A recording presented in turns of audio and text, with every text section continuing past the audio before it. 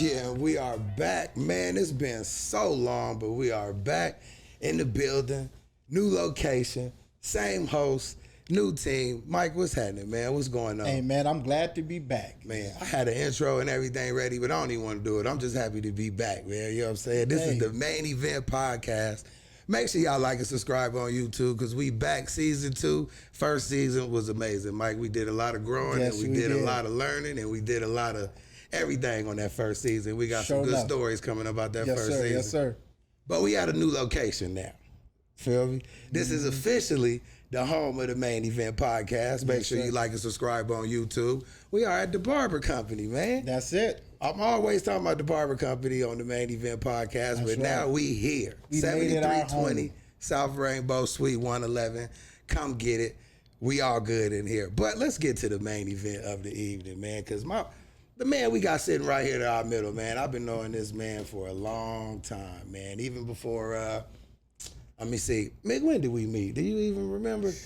It definitely was a while ago. Fresh was managing you at the time. He was working with you. Well, no, he wasn't managing. Well, he was working with you. Yeah, okay, for sure. He was working with you. And then y'all came through the barbershop one day. And then I started cutting your hair, and you was like, man, I like your energy, man. I would have put you on the team. Oh, yeah, for sure. And I was like, you was a Chiefs fan, so I give you your props, man. Y'all say got that, it. man. You a real it's Chiefs documented fan. every time. Yeah, I Tell him I've been doing this for a long time. I like to hear that, man. The cosign is good.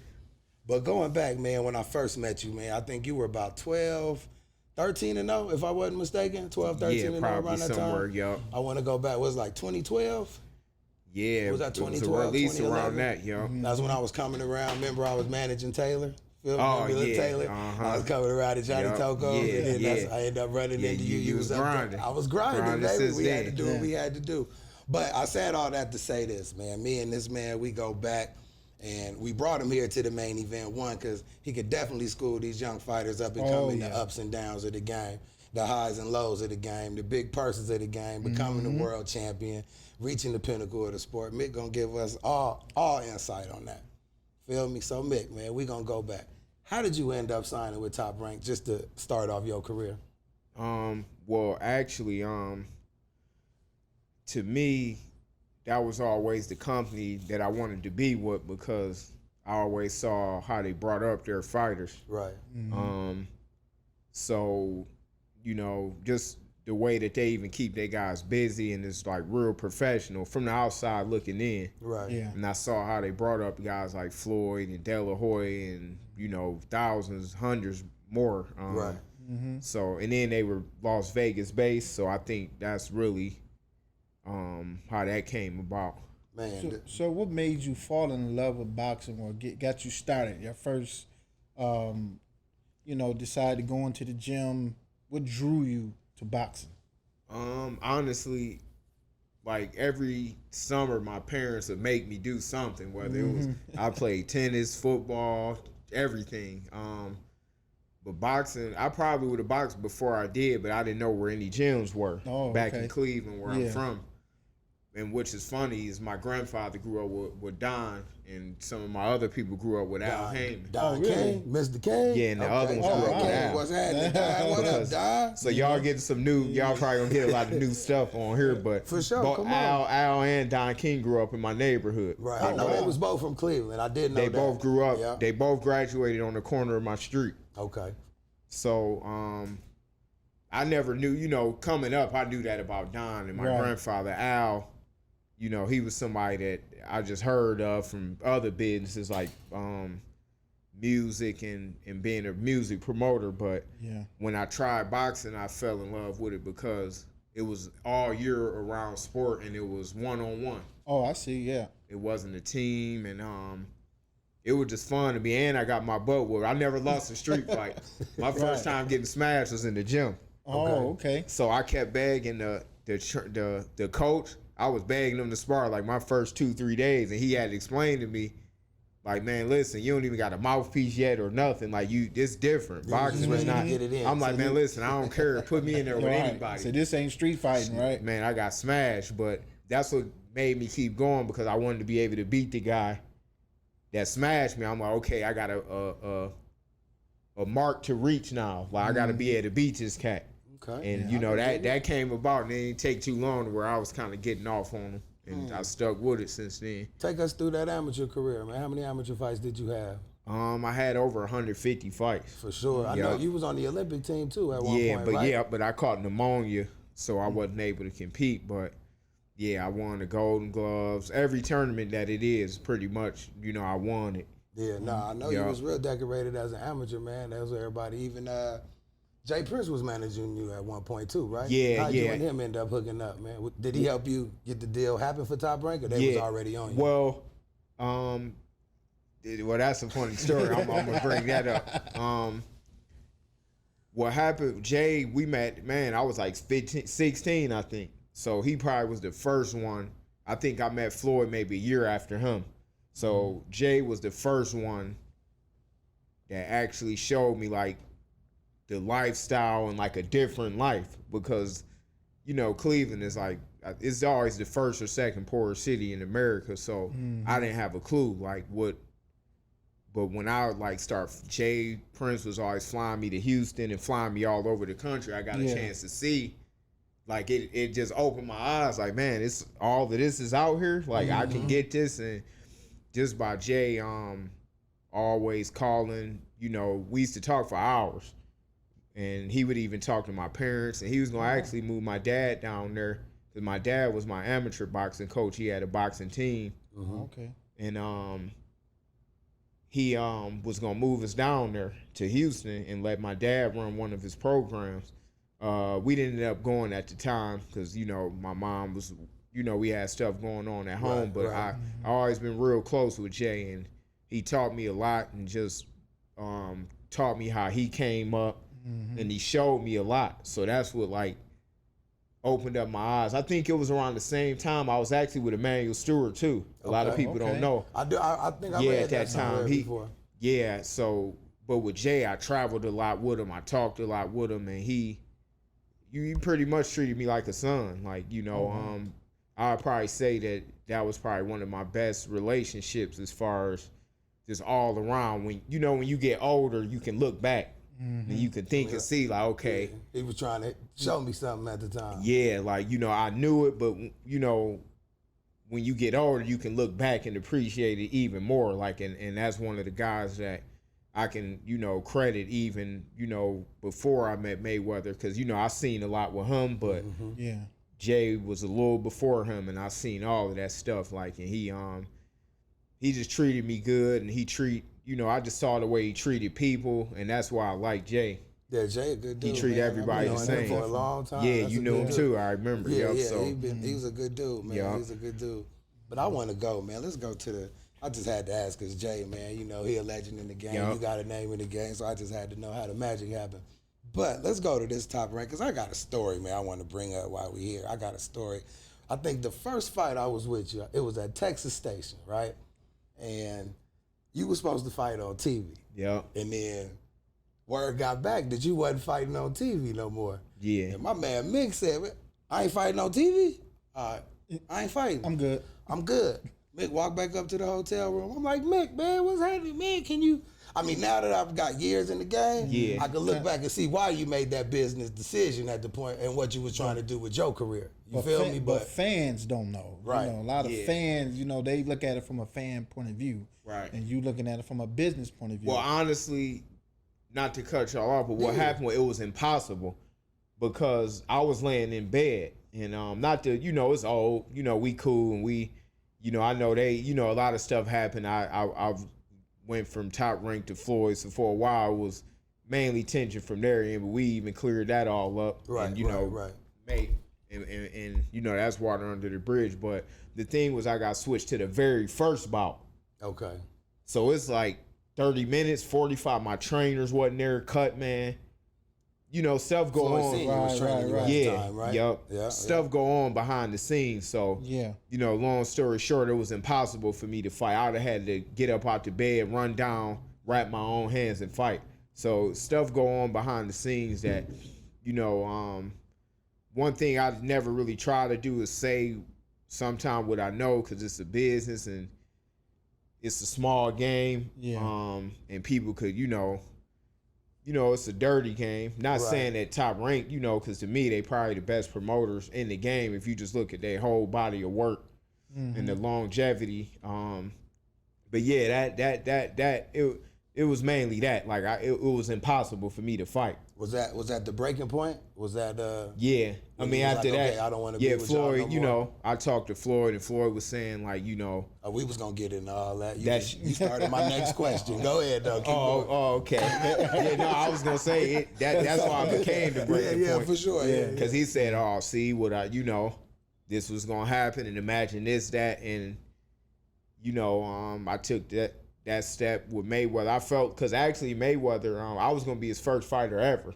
Mm-hmm. He was gonna actually manage me though. Oh, okay. Yeah, when I was like 17 or 18, when we met, but I wasn't ready to turn pro then. Floyd said, "Man, you trying to go to the Olympics?" He said, "All that metal gonna do is collect dust." he said, "Why don't you come get this money?" So my brother had moved. He moved out with Mayweather while I was in the Olympic trials. My brother had already moved out to Vegas with Mayweather and started training with, some with Roger and with his dad. But we already kind of had that. I guess it was just written in stone, almost like meant to be. Right. Something told us early on, like that was where we should be. It was with training with Floyd, and it was almost a prophecy. Mainly, my brother is the first one when Floyd was in the Olympics. Mm-hmm. He the first one that I ever heard say that, man, this dude is the best. He said this when Floyd was still in the amateurs when we first started boxing. Okay. He told me that he was better than Mosley De La Hoya. I said, you got to be crazy. How? He got a headgear. That he was right.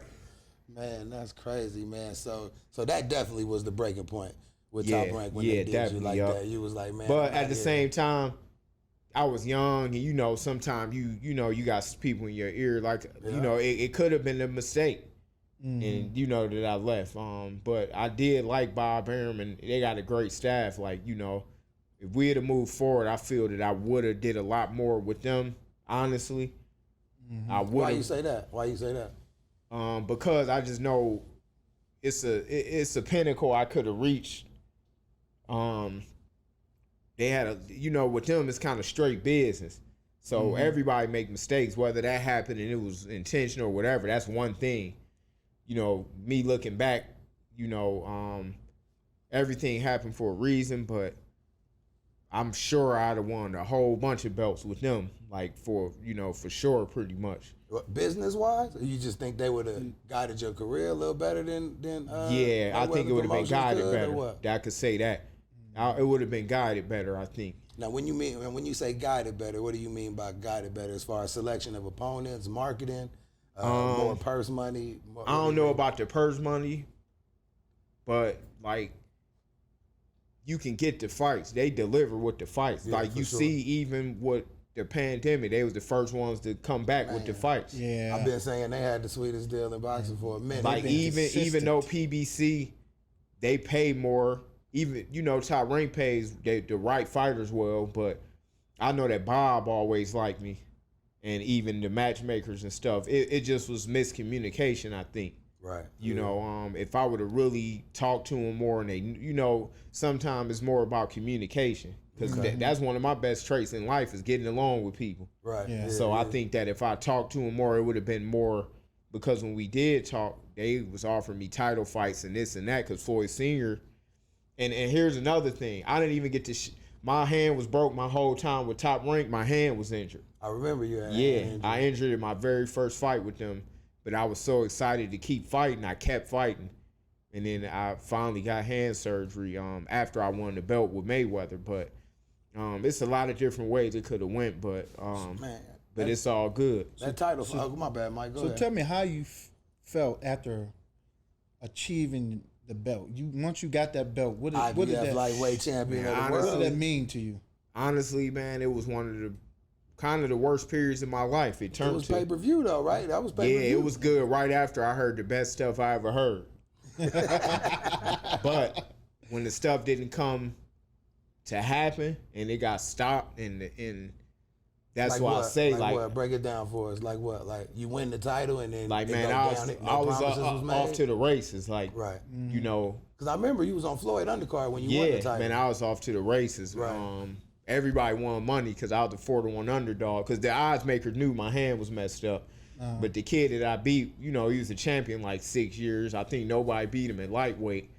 And everybody was really scared for me to fight him because they like, how you going to beat him with one hand? But I knew the guy didn't throw a lot of punches.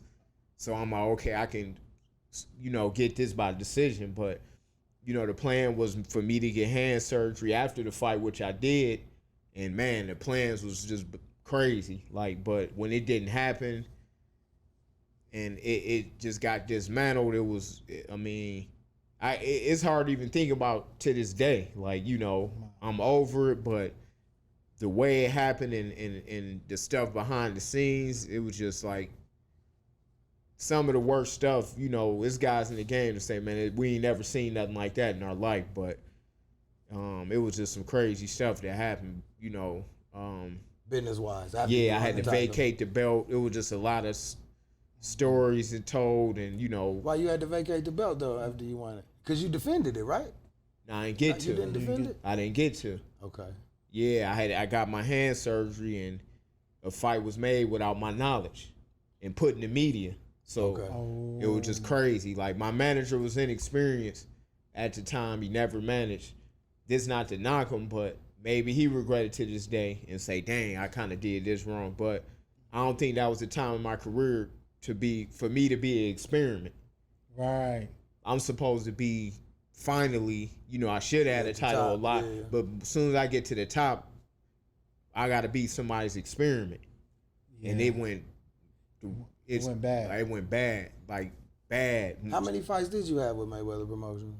I had a decent amount of fights with him. Like, you know, it wasn't all bad. Like, you know, I can't say it was all bad. I learned a lot from Mayweather and the family, but just my honest opinion, I don't think Mayweather's that passionate about promoting.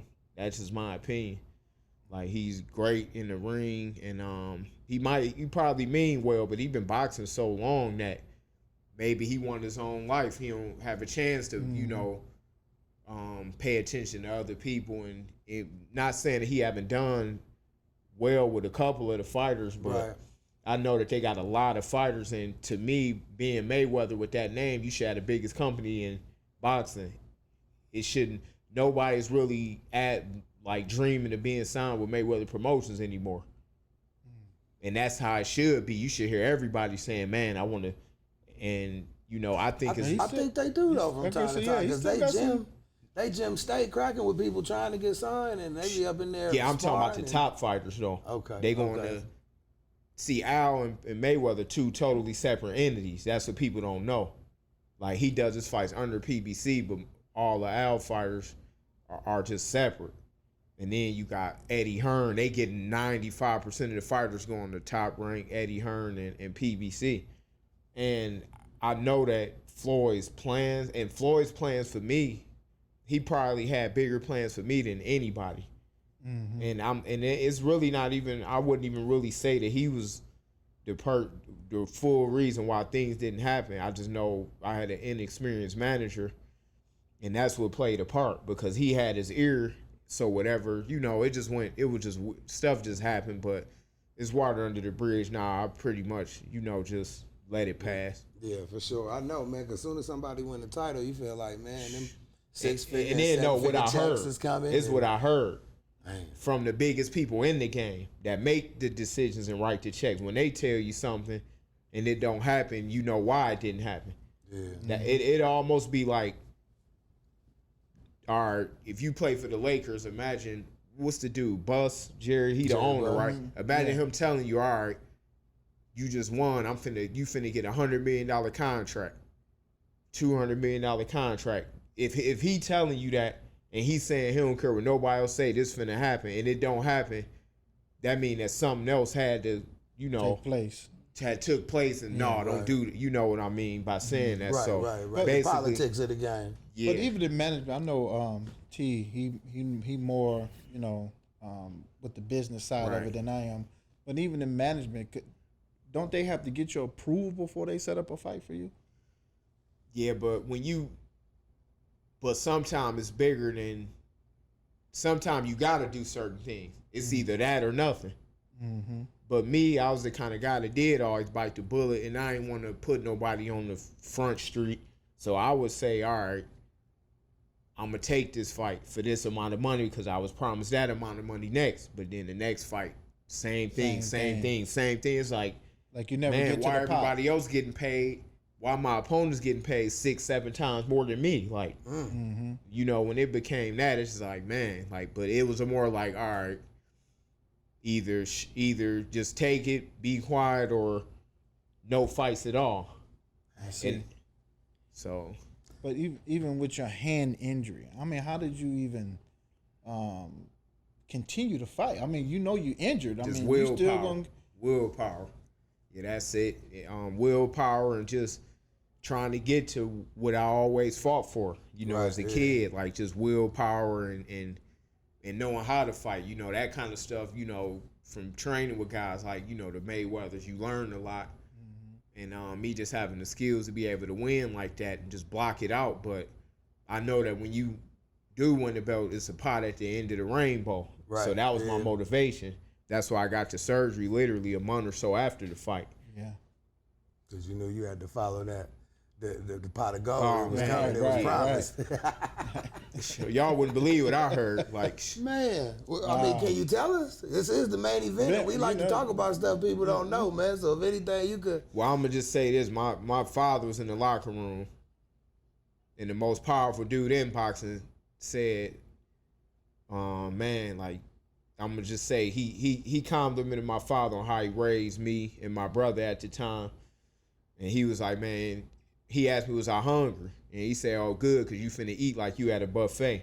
Nah, this Jerry Buss saying that. Right. So just take it from there. Like, when he tell you that. You think you going to the bank next week. It's time to go to the buffet. It's time to go to the buffet. So, you know. So when it didn't happen, was that when you started turning down fights and you was like, nah, I ain't turned down no fights. Never. The thing was that fights would come out without my knowledge. That was a way of like, all right, just say, if you put something out in the media first, that's a way to put my back against the wall. Because before I was taking them, I would take it anyway. But, you know, that was a miscommunication with me and my manager. I don't even want to say whether he did it intentionally or not. This is not even Floyd. If my manager put out a press release to say I'm fighting and I got to call him straight, media will call me and say congratulations and no before me. And I would say about what? They'd say, oh, that you fighting next month. And I'd be like, what? But I still have to do it. Right. After a while, when you get a belt, that I'm like, come on, it ain't. I still got to do business like this. But see, Floyd didn't know this because, you know, my manager, you know, he got his ear. If you know who it was. I ain't trying to, like, maybe put nobody out there. Yeah, for sure. But my thing is this, like, I wasn't able to make no decisions. Like, you know, and I know that Floyd really he wouldn't have done that. Before I had a manager, Floyd was always for me, like whatever, you know, he was always, you know, I never had a problem. Like it just wasn't a problem. But do you think at any time you could have just went to Floyd and told him what was going on and cleared it up? By the time that I did, it was like, he had stuff going on. He got things in his life, and he got fights. He was, you know, so it was kind of like more just, all right, well, you know, just get it handled. And this, you know, it kind of was just like, I don't think that's one of Floyd's strong points, but I can't say that, you know, Floyd wouldn't have went the way that it went if it was still just me dealing directly with Floyd. It wouldn't have went the way it went. Like, I can't say that for sure. Yeah, 'cause Floyd always seemed like he's a, you know, upright kind of guy. He shoot him straight with you. Yeah, at the same time, he's real competitive. So he kind of like Jordan. Like, you know how Jordan is a great player, not the best owner though. Like his team, but not saying that Floyd is not a good owner because, you know, he got a couple other champions that he made. But I just think that he's so much of a winner, he don't want to lose nothing, whether it's an argument or a debate. Oh no, I get that. You know. Yeah, so it's like, man, I'm right. Even if I'm wrong, I'm right. One of them type of things. So after Mayweather Promotions, right? And now, what year was that when you was done with Mayweather Promotions? Man, I didn't get a fight for 2-3 years. Right. I was just, you know, stuck in the contract. What was that time like? Because, you know, it's a lot of fighters that deal with that. I'm managing a fighter right now. It was the worst thing So ever. I already know how it can go, Man. but just, you know, give some insight to the fighters who watch the main event I'm going to just say this. It was like, because you can't go nowhere else. It was like going up on a roller coaster. Like, dang, you finna go down and get that rush, and then it just stopped. It's like, dang, what happened? Like, just because of, you know, like, when am I gonna fall? Okay, we're gonna 1 in 3 months. 3 months come. 1 in 3 months. 6 months. 1 in 3. There's that kind of stuff, and you know, it just wasn't working out. I'm gonna just give it the benefit of the doubt and just say that my manager, I was his first fighter. He never managed before. I just think maybe he made a mistake, you know, dealing with how he thought the business was supposed to be dealt with. You know how you hear about the stories in boxing that people almost think you supposed to be crooked just from watching the movies and seeing how other people move. Well, the game is crooked. It is. Oh, it's worse than the street. It ain't. It's the worst sport. Crooked. Listen, I see 2 kids sitting here, and I would tell them don't box. Like, it's a beautiful sport, the most beautiful sport in the world, scientifically and sports-wise, but the business is vicious. Yeah, the business is crazy. Like, man. I would never let my son box. That's how vicious it is. Yeah. Never. My wife be telling me she don't want our son to box, but I be wanting him to throw down a little bit. I want to see. I mean, it's good for him to learn, and, you know, I'm not saying it's bad for everybody. Some people, you know, and I'm not saying it was all bad for me. I'm just answering the questions, you know, because some people probably wanted to know what happened to me. Everybody like, dang, this dude was supposed to become, and what just happened? I just stopped fighting. I don't got no bad habits out the ring. I'm training, and I'm with the best people in the business. So for me to stop fighting. Who you with right now, man? Give him a shout out. Who's the best people in the business? Well, right now? Right now. I mean, of course, I got to say Devin Haney. You know, Devin Haney Promotions. How you end up getting with that? I know you probably been knowing him since he was a shorty, but how you end up getting with him and training him and working with him? Well, I knew Devin actually when he was little. He just started boxing. He started out with the Mayweathers pretty much, and well, I think Floyd Sr. and Jeff, and they was telling me like, man, we got this little kid. He like 7, 8. Man, this dude is good. Like, he just started boxing. And they would show me his videos, and throughout the years, I would kind of, you know, just be watching them. Then, you know, they had the gym. So, you know, we would stop over there. My brother was always over there. So I was just watching his progression. And he would always say sometime, every once in a while, like, yeah, like one day you're going to be my trainer. And I'm like, I ain't think nothing of it because I never really. How old was he when he said that? How old for the first time? Yeah. Probably like, he was a little older. He probably was but young still, probably 13, 14. That boy there, man. Damn the future, though. Oh, man. Oh, yeah, so he would say it. Then what happened was how we officially got together. I was in Phoenix. Actually, me and my brother was looking at a venue to do a show, but the pandemic hit. Okay. It didn't hit right away, but when I was in Phoenix, I got a phone call. And Bill Haney was trying to get in touch with me. I guess I had another number from what I had a few years ago.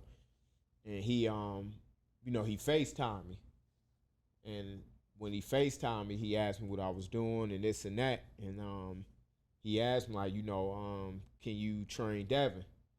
And I'm like, you know, even though I knew I could be a good trainer, you know, because I've been with the Mayweather for so long. I've been with Emmanuel Stewart and some other good teachers. He said, man, you know, Floyd is getting older. He's not in the gym as much. Like, we want to keep that same system. And he know that I know it because I've been with him for 15 years. So, so I'm like, like, and I asked him when he wanted to start. He said as soon as possible. So I flew in the next morning back to Vegas, right? And I called him. I said, he was like, he didn't even believe I was in Vegas because I was in Phoenix when I talked to him. And when I talked to him, I was in Vegas. And we hooked up literally that night. And it was quarantine. So I went to his garage, to Devin's garage. They wouldn't let you in the house? It was quarantine? No, I was in the house, but I'm saying we didn't have a gym to go to. The gyms were closed. So we just worked out in Devin's garage, and it just clicked. Like when they put up clips, people thought that we've been working together. I messed around with him. Good, though. Yeah, it's good. I messed around with him a couple times, just like on some little stuff years ago. But you ever had to? no, we never sparred. No, but like just on the training side, I kind of just. But this time we clicked, and it's like, man, all right. Like if I can do this already, and I really never even, I knew the game because training is way different from fighting. You could be the best fighter in the world and be like a dud as a trainer. It's way different putting on that other hat, like because you got to get it, especially the way they train. Like it's way different doing the routine from the trainer side. It's easy to hit because you're used to doing that for so many years. Like, but to give somebody to miss, like here you go, Floyd, do Rogers and Floyd Sr.'s routine with the mitts is different. Yeah. So something just came down from the sky and just I was able to do it just like Senior. And he was like, man, it feels exactly the same. Like, man, that's it. Like, it's locked. Damn, how old is Dad now? What, he 20? Oh, he only 21. Yeah, he was 20 when he won the belt. So he said, I'm going to need you for, for 15 years or so. Man. You see yourself going completely into training, or you going to go one more run for the title? Well, I'm completely, definitely for him. And I got Darren Cunningham. Right. Who is him and Devin Haney are actually best friends. But that dude is an excellent fighter. He just fought last month, won, and he fight again on the 29th on CBS Sports. But I might do another fight or two whenever they're like got some downtime because I promised them I was gonna put them first, and I know that's something I can do longer. And sometime you got to listen to God. If that opportunity came the way, and we know the way it came together, which was crazy. Like for me to be mentioning his name, and they called me the next day. It's all. I mean, that's a call. Man, he's the future cash cow. Exactly. He's the future cash cow. Man, listen, Devin is for sure gonna be the one that everybody. You know how everybody came for the Mayweather weekend. He for sure, and he gonna do it way younger. I think Floyd started doing that in his 30s. Devin to be doing that, I give him about like 2 years. He'd be the one that everybody is coming to Vegas to see. How long you think he'll stay at the weight that he at right now? He probably move up because he young, so he's still growing. We don't want to hold him somewhere and then the fight come up and then he's still growing, so we can make a fight and it's in 4 months because he grew literally since he fought, height-wise and everything. So I think probably 140 next year. 140? Yeah, next year. I ain't gonna lie though, man. He could beat everybody there. But who on the list though? Who can he get? Who can he touch up before he move up? I mean, who's on the list? Honestly, I think one of the biggest fights in boxing is him and Gervonta Davis, but who knows? It might be well in the future because if Devin moves up. Yeah.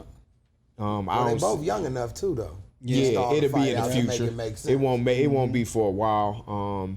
There's another youngster I like too, man. Shakur, Steve. Man, I think them three right there. Yes. Tank, Devin, and Shakur. The game is theirs. Yep. And Terrence Crawford. Yeah, and I ain't gonna lie, man. I ain't being biased, but Darren Cunningham and this kid Truck that I helped work with as well. He actually the stablemate of Tank. I'm gonna give a shout out to Calvin Ford, his trainer. Calvin, what's up, baby? That does a great job. That did a great job with them cats because now people been seeing us all over the internet. You know, I told him I help him when he come to Vegas to get out of Baltimore. So, I don't want to take credit because a lot of people like, man, whether I'm a help him with Calvin or whatever, he did a great job with him, man, because, that kid had a rough life. Stuff that happened. He got some stories up on the internet. I think he had some on Uninterrupted. Y'all got to check it out. But Truck, he is going to be a mom. Him and Darren Cunningham is like another Devin. Okay. And Truck is literally like another Tank. Monster. Oh, wow. So those two definitely. Promotions? Nah, Truck is I run Austin Trout Promotion Company. Truck just did a deal with MTK. We looking for fighters, man. They beasts, man. Let's do something. Put that plug in, huh? Man, I got a network they can fight on too. We can do something. Well, we don't mind. They definitely. Matter of fact, I got Truck and maybe I'll bring him here to the podcast. Yeah, him and absolutely. Darren. Yeah, I might have a contract in my back pocket that day. I don't know. I've been training them together, out here. They've been doing a great job. But believe me, when you say them names, right, and you can ask Shakur about Darren, mainly Darren, because he trained with Shakur. Ask him about Darren Cunningham. Amateur fights too. Oh yeah. See, all the best know the best. No, Truck got one of the best amateur records in history. He was like 200 something in 4. Oh wow! Oh no, Lomachenko. I thought Lomachenko had the best. No, he had one of them. I'm saying Truck is up there. Like he had one too, but he turned pro at 17 or something. So he never, like Devin, he never. He fought. just didn't wait till he was 30 to turn pro like Lomachenko. Yeah. Neat like Devin. Hey man, hey man. That's okay. Why are we talking about Lomachenko? What's gonna happen between him and Teofimo? Oh, I give it to Lomachenko, and that's another one. I like Teofimo as a fighter, but I don't see him beating Lomachenko. I just think the experience.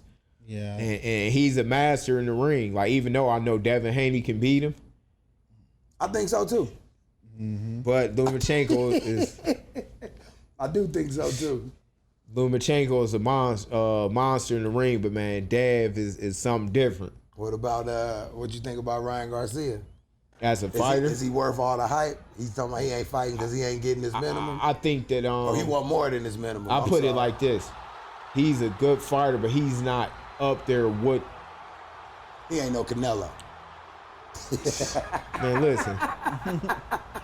All right, that's my dude right there. I ain't gonna knock Ryan. He got skills. I think it's gonna take him more years to progress. Yeah. From what I saw, I personally don't think he ready for a nowhere Shakur, close. A Tank, a Lomachenko, nowhere a Devin. near. He ain't ready for none of that. And they know that. He got a lot of fans now. Nah, he got the Instagram followers and stuff, but he ain't ready. And he could, he got attributes that look good, but you gotta see dudes get hit, put him in there with a rough veteran. Those guys already fought. He walked through his last 2 fights, first round knockouts. I think they Devin, Tank, and guys like Shakur already fought hard-nosed veterans, so they already proved like, okay, they can get through that storm. With Ryan, I think maybe down the line he might be better. And his trainer said it. He said he's not ready for none of those fights yet. Yeah, and you can see how on the fighter come up, they be undefeated, knocking out everybody. And then they get to a certain threshold where you just ain't knocking everybody out no more. Oh no, that's not happening. Now you're going the distance. Now you're being tested. Now you got to really gut it out. You got to see a fighter go through that part of their boxing career. That's what I want to see. If they're ready. I want to see him fight a guy that's actually gonna try to beat him. Yeah, for sure. 100%. Not a guy like I know why I'm here. I want to get how this game works. I'm here to give you a couple rounds, but then I know you're gonna I want to see him, but hopefully he does, because that'd be good for boxing. If he does become, I just think that his trainer knows, and he said it, like he need a lot, a handful more fights, and I think so. Like, I don't see him fighting any of those guys for years. You think Tank got a big test coming up with Santa Cruz? No, not if Tank. A walk in the park. No, it ain't a walk in the park though. But if Tank is in top shape, I see him that being a TKO or KO. I know he out here training. Seems like Floyd got him in the gym. Like, we ain't playing. That's what I've always said about Tank. Yup. If Tank train and be at his top best, only one beating him is himself. If he come in unprepared, that's the only way he'll lose. I'm gonna be honest. If Tank was in top shape, I think he'd beat Lomachenko. I believe that he got the style to beat him. Like I see Devin beating him, and if Tank is in top shape, I see him beating him. Because Lomachenko, I don't see nobody else beating him. Like when you mention Teofimo, I like Teofimo, but it's premature right now. Yeah, I don't think he's ready. What, he only got like 15 fights? Yeah, right? It's just premature. If he get a little more seasoned, he'll be ready. Yeah, but right now it's just a little premature to fight Lomachenko. Yeah, it is. Like, but I see Tank and Devin beating Lomachenko. For sure. I want to see them fight each other too. Who? Tank and Devin. Oh, that'd be one of the biggest fights in boxing. Sure. But I don't think it ain't gonna happen. Probably like 2025. They're gonna stall it out. Probably so. They might Floyd and Pacquiao that. Maybe so, yo. They're gonna drain it for as much as they can. But whenever it happens, it's gonna be the fans gonna be happy. Because this would make big fights. Some gonna say Devin can win, some Tank. you can't have all these one-sided fights where everybody almost knows who's gonna win. Right. And if not, it's gonna be like, oh, a shocker. It shouldn't be a shocker. When it's a big fight, it should be like Ray Leonard versus Tommy Hearns. You're gonna get a lot that's gonna say Tank will win. And then you're gonna get a lot that say that Devin will win when it happens. And that's what it's about. Yeah. Man, give me your take, Mick, on this coronavirus thing, man, and how it just came out the blue and just shut down boxing. Oh, man, I can't wait till it's over. Man, I can say that. Man. Is it weird? Because I know being in the gym, you sparring, it ain't never no fans there, but at least it's people in the gym while you sparring. Yeah. You think does it mess a fighter up more when ain't nobody in there? Or he can concentrate better because he ain't got to worry about getting knocked out in front of his people? I think that I think it'll benefit the fighter that's not used to it more than the fighter that is. Right. Because most of the fighters not used to it gonna fold under pressure. But now they don't really have to worry about that. And so to me it might be some upsets on some of these big fights because of that, I think. Man, because coronavirus came out, man, and it showed us just how nasty the sport of boxing was. I've been watching boxing since I was a kid. I ain't never seen the ring sanitized. Oh, yeah, right. Have you seen the ring sanitized? Yeah, never. They wipe it down after every fight now. Like, y'all should have been wiping it down. It's some good and bad that came out of it. Yeah, but they got to let the fans back in, man.